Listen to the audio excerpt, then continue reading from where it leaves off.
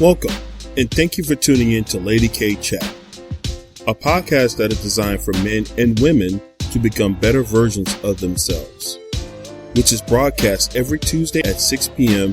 Eastern Standard Time. Various subjects will be spoken upon, such as relationships, health and wellness, personal development, wealth building, children, and so much more. She is a two-time Amazon best-selling author, an international speaker, and life coach. She is Lady K.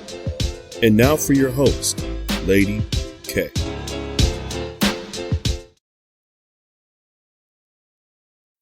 Hello, everyone, and oh my God, welcome back to the Lady K Chat Podcast Season 3. This is our very first episode.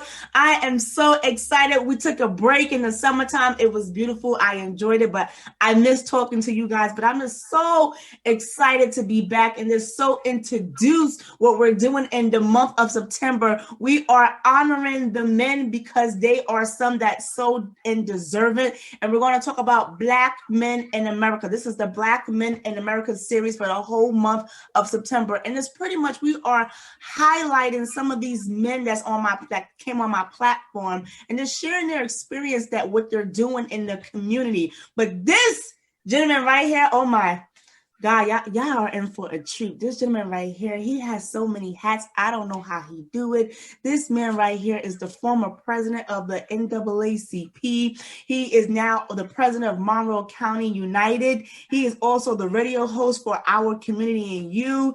Please, everyone, help me welcome Dr. Thomas Jones. How are you, Tom? I'm good. Thank you, Kalima. That was a very welcoming introduction. Thank you. Welcome. You're welcome, Tom. It's such a blessing for you to be here. You know, I always love when you come back on my platform and you visit me. We always have a great time. We always have great conversations.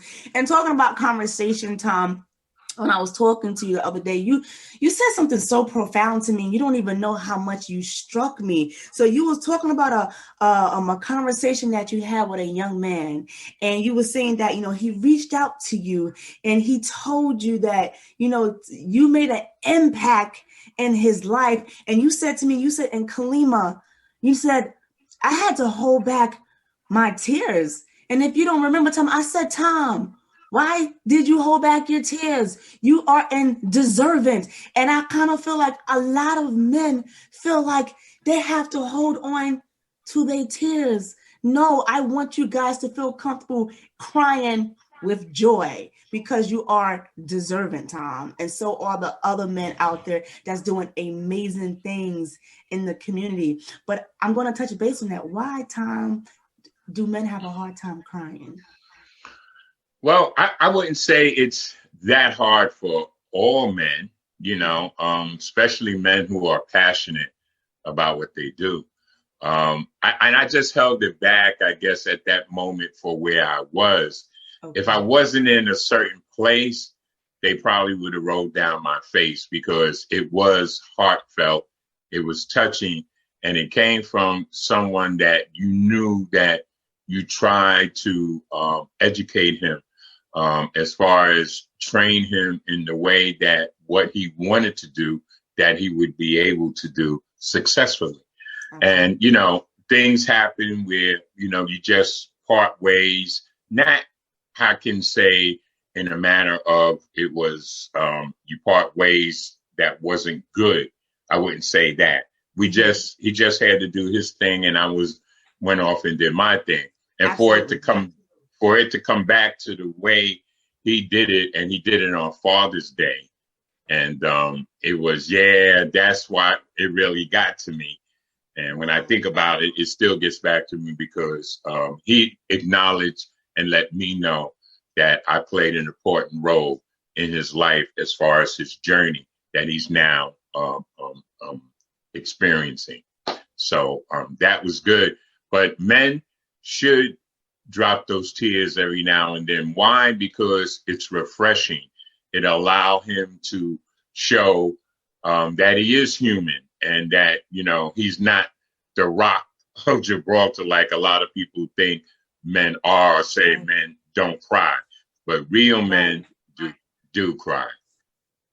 Thank you, Tom, for that. Yes, real men do cry. And when we say real men that's, that's in tune with themselves, that they're okay with their emotions, they know who they are and they know whose they are. And that's more important, because I feel like a man that's confused, or a man, who has insecurities, I feel those are the ones who are afraid sometimes to let it go. Do you agree with that? Or do you think there's more to it?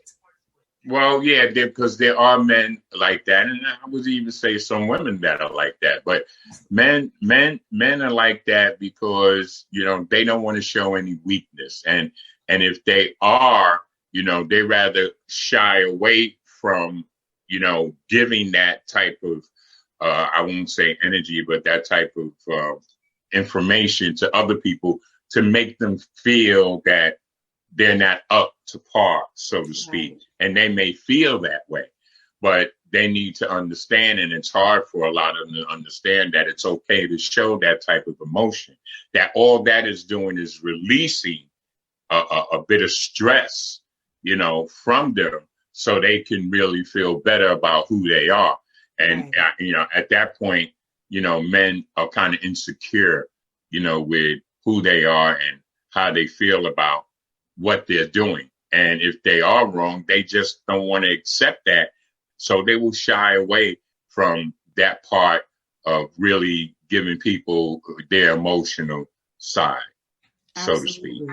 Absolutely. And I agree with that. And I think also too, as a man goes on in life and as he mature and cultivate, that changes. But I also think that society plays a major role on why a lot of men feel like they can't cry, or why they feel like they can't open up.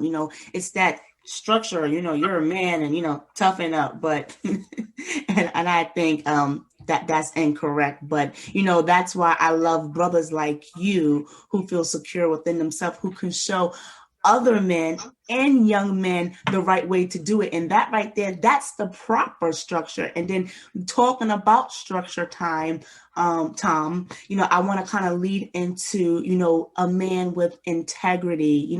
What does a man with integrity look like, Tom? Well, a man with integrity is a man that has a certain type of posture, that has a certain type of attitude, that is holding leadership at a high standard. You see what I'm saying? And right. Being that they holding leadership at a high standard, they have to be able to give direction and instruction in a positive mode, not a negative mode. And they also have to, how can I say, whatever they're teaching and whatever they're preaching, they have to walk the walk, and they have to talk the talk as well. Not just speak it and then do something else. They have to be able to lead by example. Okay. So if I'm going to be able to bring you underneath my umbrella, I have to be able to not only show you by saying it, I have to be able to show you that this is what Tom is doing. This Absolutely. Is how I'm doing it. And then this way they can follow, because people will look at you and say, well, you're telling me to do so-and-so and you're not doing this. What makes you any better than I am? Right. So when integrity is, I would say, a learning process, that men have to go through, because at the beginning, we may not have that integrity, that people will be able to look at us and say, that's a man that I want to follow. Right. People want to look at and say, hey, well, I like Barack Obama because I like his posture. I like how he speaks, and his delivery is making me say, I want to be like this man. You see what I'm saying? Even the current president, Biden, have to say that he shows empathy. You see what I'm saying? And he shows that type of posture where he cares for everyone. You see what I'm saying? Not just a select few. So he's a rounded person, so to speak, just like Barack Obama, and just like a whole lot of other men or good leaders that you could turn around and say, those guys have integrity and I want to be able to follow them. So, if right now, in today's world, and you look for the youth, the young people, to try to have that because you want to train them to be leaders, and it's kind of hard to find those young men that are like that today, but the gentleman that I'm speaking about, he has that quality and he's still learning to project that. And where he's going to be able to do that. But we need more young men to be able to walk that walk and talk that talk. It's not that hard. It's not that hard. But the thing is, what people need to understand, and young men need to understand, that whatever goals that they have, they need to be able to go after them in a positive mode. And there's a way to go after it. How do I go after it? I go after it with being optimistic. I go after it with saying, staying focused on what their goals are and try to walk that walk that's going to take them, or that path that they need to walk that's going to take them to being successful. You see what I'm saying? That's what it's going to, that's how they're going to learn to have integrity, because the way they present themselves for the goals that they're going after.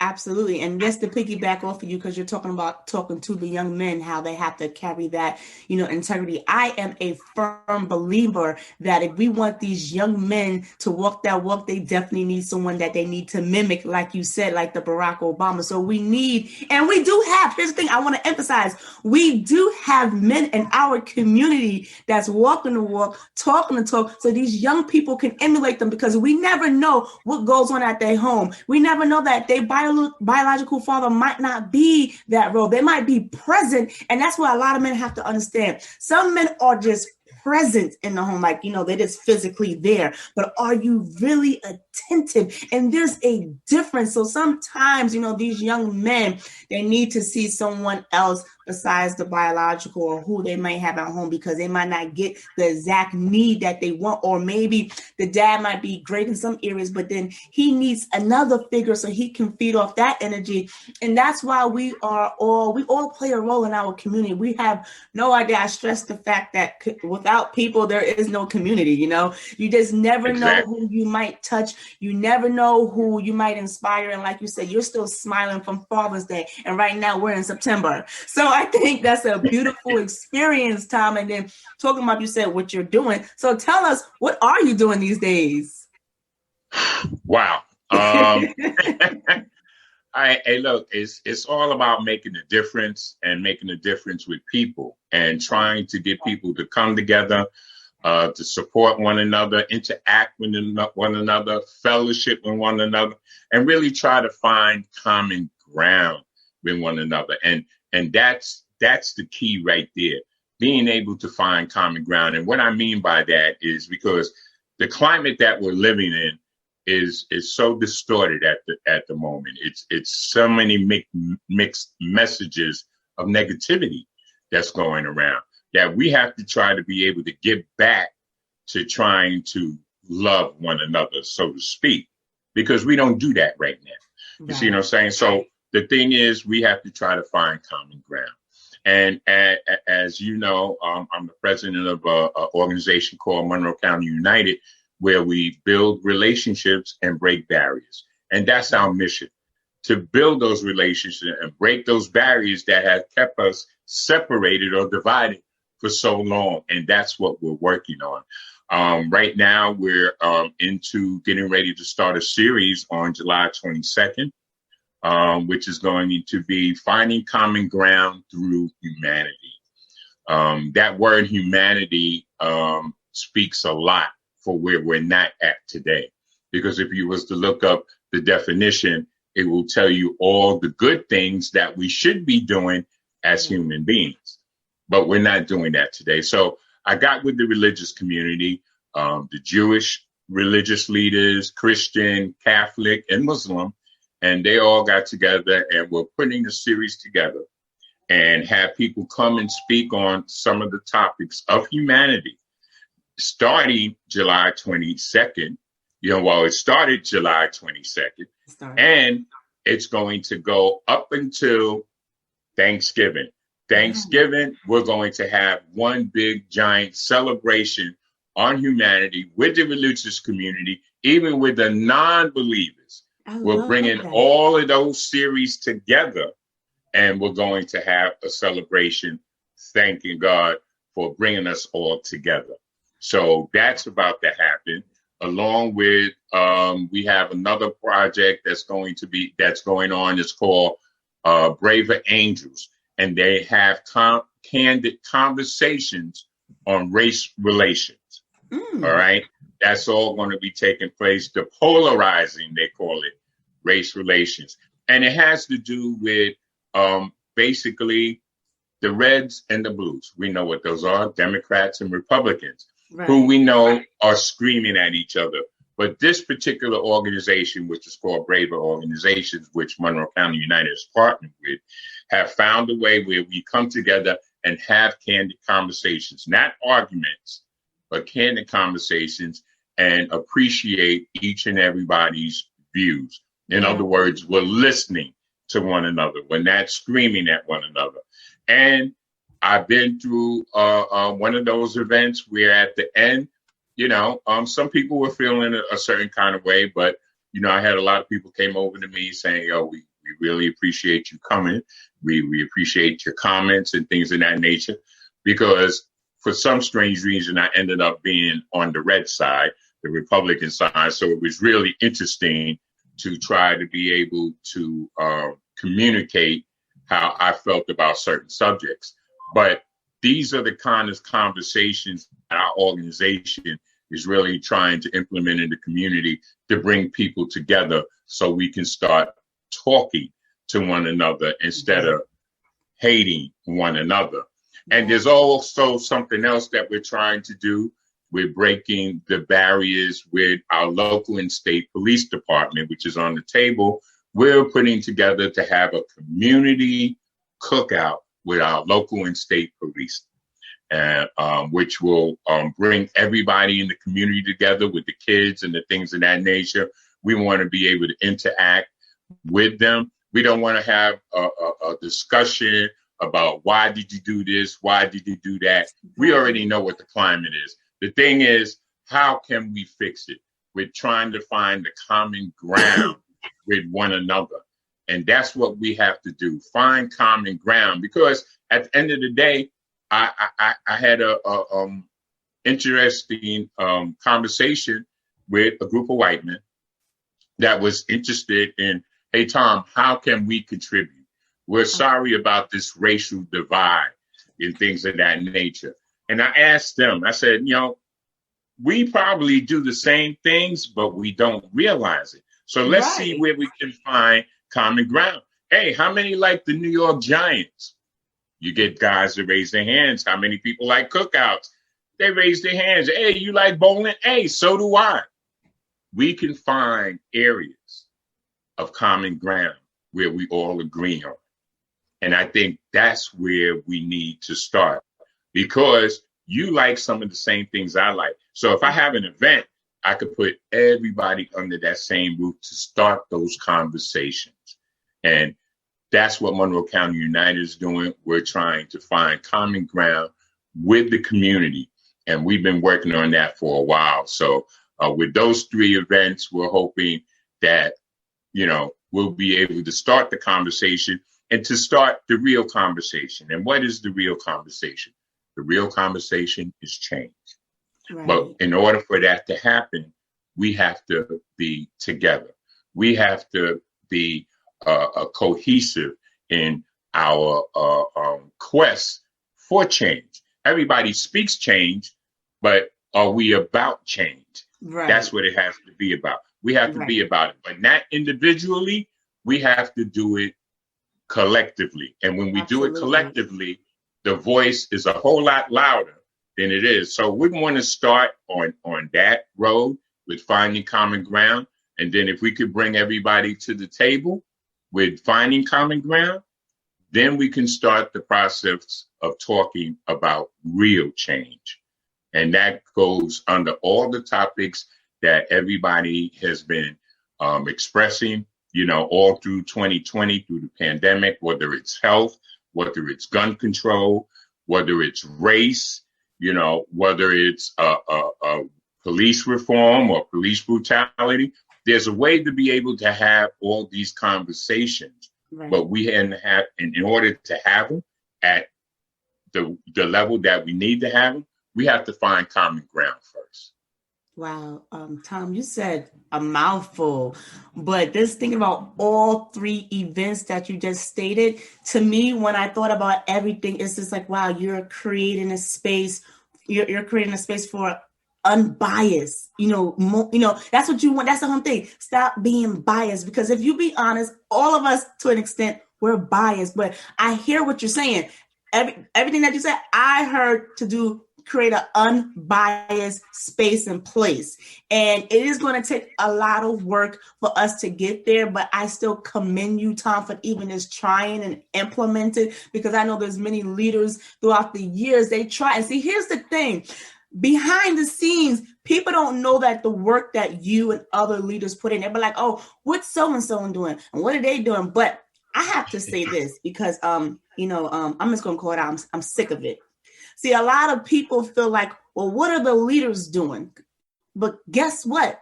The leaders need someone to move. Like they have to have people to move.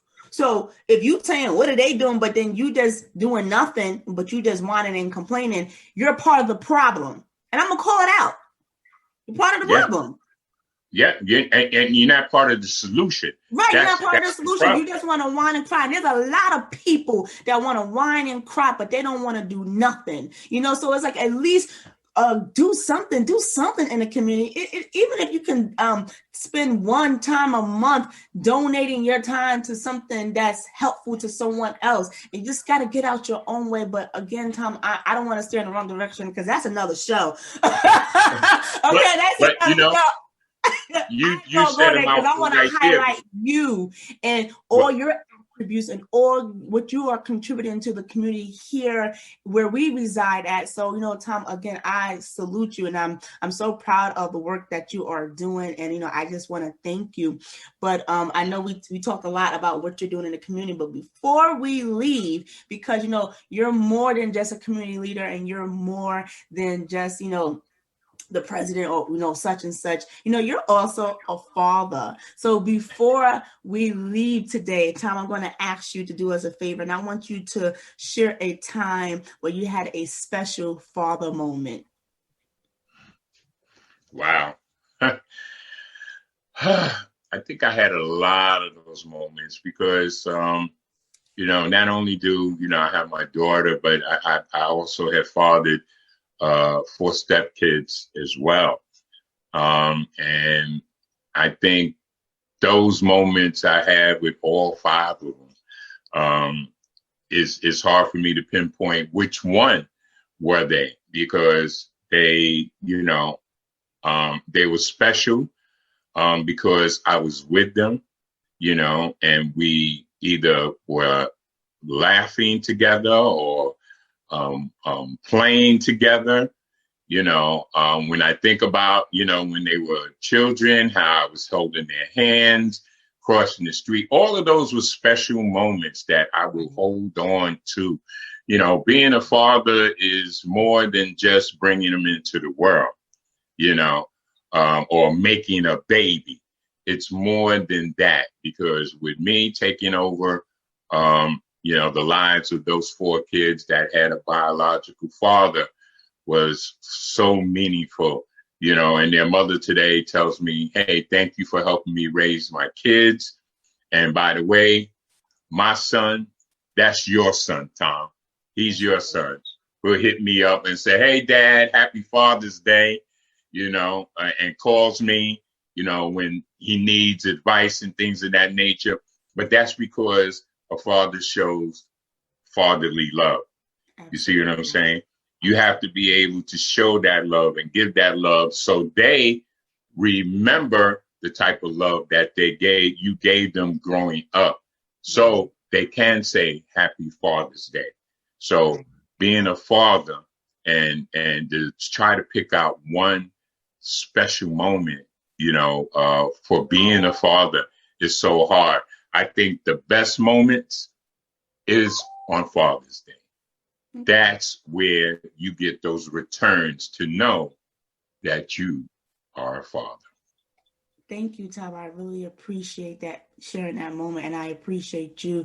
And everybody, we are running out of time, but Tom, thank you so much. If the people wanted to reach you and get in contact with you, where can you they follow you at? Well, they can follow me on my radio broadcast where it's Our Community and You with Tom Jones. You can email me at ourcommunityandyou@gmail.com and watch our broadcast every Monday on uni.tv and radio at 7 p.m. and watch an informative program of Our Community and You.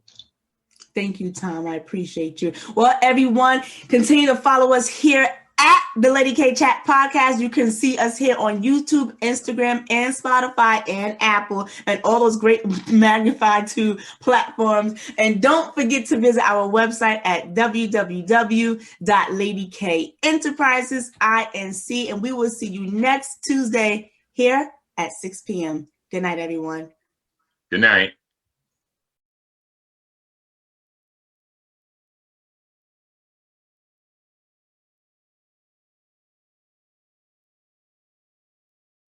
Lady K.